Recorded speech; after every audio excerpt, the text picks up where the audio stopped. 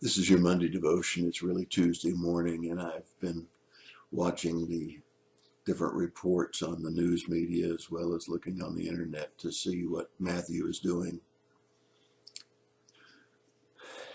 We've been talking about prayer for the last several devotions. How remiss would I be if I didn't continue to say we need to be praying. We need to be praying with a confidence that God can direct that storm away from land masses, that God can minimize the damage of the storm through different flukes of nature. But God can do it, not flukes of nature, not circumstances, but God's hand. If we'll pray, if we'll just take seriously the power, the privilege, and the purpose of prayer. The purpose of prayer, remember, is to bring our will in conformity with God's. And I would pray that God's will would be to spare lives. We have several enemies in the path of that storm. Cuba, who pointed missiles at us years ago and has always touted communism. But yet, the Bible tells us to pray for even our enemies.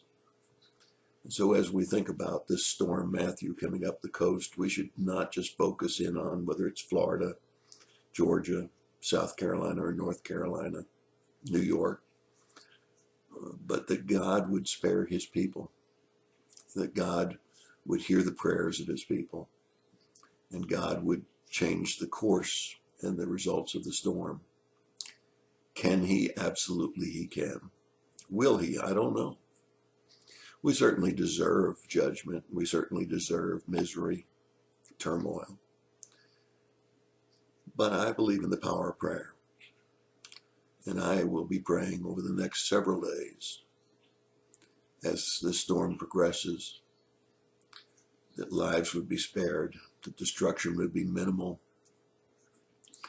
that God would be glorified in through the power of the prayers. Think about one child, even 5 or 6 years of age, who is praying about the storm, whether it be in Jamaica or Haiti or Cuba or here in the United States. Some little child who, with the prayer of a faith of a child, says, God, please spare the people. Don't let homes be destroyed. Don't let lives be changed. But rather continue to put your hand on that storm and take it out to sea. And then God get all of the glory for what he's done. It's going to be my prayer, and I hope it's going to be your prayer. I hope that you'll remember that we do have the privilege and the power and the potential to change things through prayer.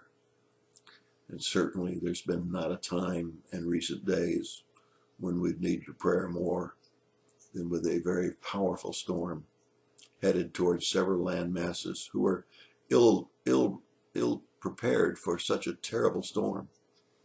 The construction techniques and the conditions of the countries are not what they are in the United States. And we need to remember those people and how their lives will be changed forever.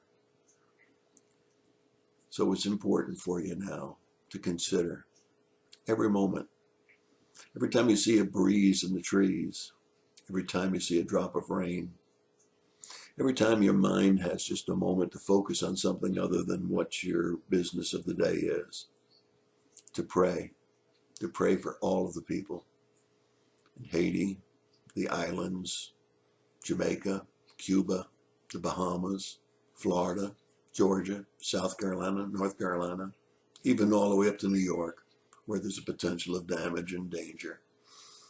It's our privilege, and we ought to be sure that we take advantage of it. God is able. So let's pray. That's your thought for the day. God bless you and have a great day.